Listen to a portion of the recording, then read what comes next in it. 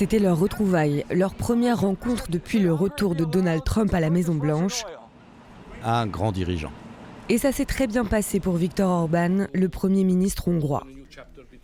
Quelques semaines seulement après avoir imposé des sanctions sur le pétrole et le gaz russe, le président américain a accordé à la Hongrie une dérogation d'1 an.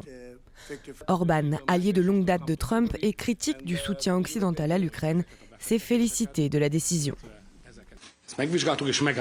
Nous avons demandé au président Donald Trump de lever les sanctions. Nous avons demandé que ces 2 gazoducs soient exemptés de toute sanction. Celui qui achemine le gaz depuis le sud et celui qui achemine le pétrole depuis l'est. Nous nous sommes mis d'accord et le président a décidé que les sanctions ne s'appliqueraient pas à ces 2 gazoducs. Selon le Fonds monétaire international, 74% du gaz et 86% du pétrole hongrois viennent de Russie. Le FMI alerte, couper le gaz russe pourrait coûter à Budapest des pertes équivalentes à 4% du PIB hongrois. Trump a décidé que la Hongrie avait besoin d'un sursis en raison de sa position enclavée. C'est un grand pays, c'est un vaste pays, mais il n'a pas accès à la mer, il n'a pas de port.